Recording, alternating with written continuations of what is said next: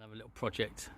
I say little project, depending how big it gets, but what I think is a microplus, not sure the year, and the reason I say it's a microplus I think is because it's funny little rear porthole it's got, and where the cabin steps out at the back is quite unique to microplus, but I'm sure some people might tell me different. And it has a little hatch on top, like a funny little square, like Houdini hatch on top, which is quite unique to them. But anyway, it's a 17 foot approximately, and what I intend to do is cut the cabin down and give it a bigger aft deck space, like more of a fishing boat. And I've marked up on here where I want to cut it, so I'm going to cut up that line there up the top. I'm going to cut through there, take the window out, cut through there and continue that line across. So that should give me an additional, and plus I want to take the helm position, like the steering inside, because it's quite tall in there. So hopefully that will give me an additional sort of like metre, 1200 of deck space for fishing. So inside, it's got no engine at the moment. I'm going to repower it, not sure what with yet. It did have 70 horsepower on the back, but I'm going to seal the floor down and fiberglass all that in, and as I say, take all that bulkhead out and then put the steering. I think maybe I'll change it to the right hand side. I don't know why I just like being the right hand side, or if it's too much complication then I'll just move it down to the left, but I'll take it inside the cabin. And I'll go with the come back to you and take you through the process of doing it. So first I'm going to drill out the rivets and take the windows out, and then I'm going to try cutting the fiberglass and seeing what's best. At the moment I think I might just use a cutting wheel, might go to a reciprocating saw, or possibly multi-tool, but I'm going to try first with like a grinder. I'll come back to you anyway. The weapon of choice today is a 4.5 inch angle grinder, and I'm using a diamond normal, I don't know, it's 1.5, 2 mil, whatever, diamond wheel. It's used for masonry, but the only reason I didn't go for like a stone carbide wheel was they clog up a bit thick, and I wanted something a bit more meat to cut through. So this actually works perfect, doesn't clog, doesn't back up, and as you say, it cuts through nicely. It's probably, I don't know what the layup is on that, probably about 3.5, 4 mil layup. And yeah, so I cut down there, obviously took the window out, and I cut across through there.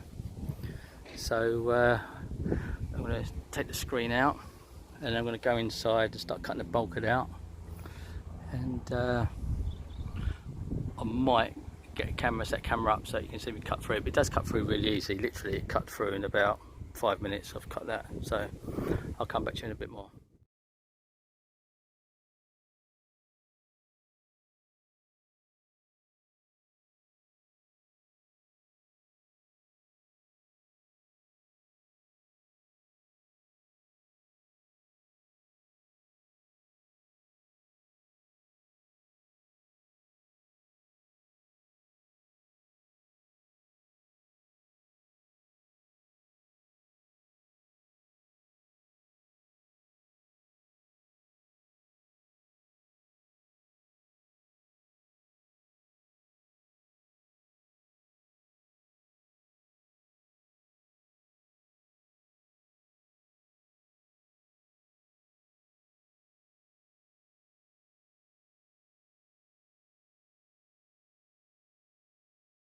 Right, covered in dust and shit, but I wore a mask, so hopefully none of it's gone on my lungs. But cut one side off, I've cut the roof off actually, and just got the one side of the sort of console, not console, sort of panel up on that side left.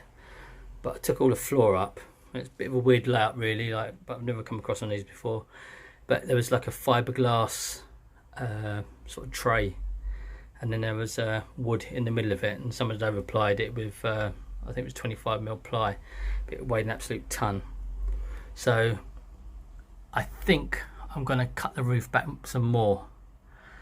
I wanted to try and keep the same profile as them windows, but I think I'm going to try and go straight up, and it'll give me another probably, I don't know, 12 inches of standing room to fish from the front.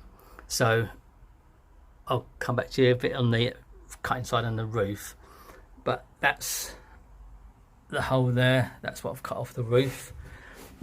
And as I say, what I think I'm going to have to do with the floor is make some stringers up and then fiberglass them in the floor, and then put, I think I'll seal the floor in. Just make sure I leave some holes in there so any water does get underneath it can get down to the back. But I'm going to yeah, close the floor right in. I don't really want to trap. I don't like traps. They just it's hard to keep watertight, and I don't really have that much stuff I need to store underneath anyway. So yeah, I'm going to put some stringers in there, probably about 4 stringers in there, glass them into the floor, and then I'm going to put some like uprights in the side to what they call them, ribs, is it, in the side bit. So I'm going to fiberglass them in, cut them in the profile of the side. I will go up underneath.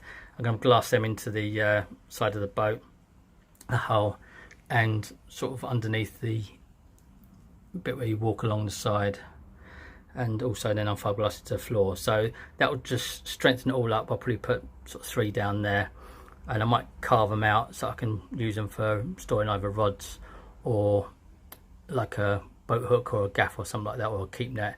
At least I can utilise the space there. So I'll put, say, 3 in there, and then I'll just cut some sort of U bits out of there so I can drop rods in there or whatever I want to do in there.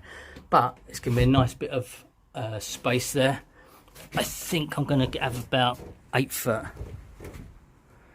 The sun's not very good with the shadow, but yeah, by the time the floor's down, I'm going to have about 8 foot of fishing platform. So just spin around this side, and yeah, it does cut back a bit, so I think I'm going to go probably on the roof. I'm going to cut back probably about there. It's probably about, I don't know, 35 inches, 40 inches back, and then it'll probably be just level from that sort of seat base, and I'll come straight up. Even if I have to notch the roof out a little bit and leave the sides, then at least I can stand in there, and I've got, say, more platform, and I can get a seat in here then, and I can drive from it, and I can swivel it around, and it'll give me a nice fishing platform. And when we land free willy, like, you know, a 20-foot reef shark or something like that, we have plenty of space in there. But anyway, so that's what I'm aiming for. I'm gonna have to fill these sides in where the windows are, and then continue this rail across, and I can finish all that up anyway. But I'll just take a picture from the outside so you can see what it looks like, and I'll be able to see myself. I haven't looked yet, so you'll be with me on the journey.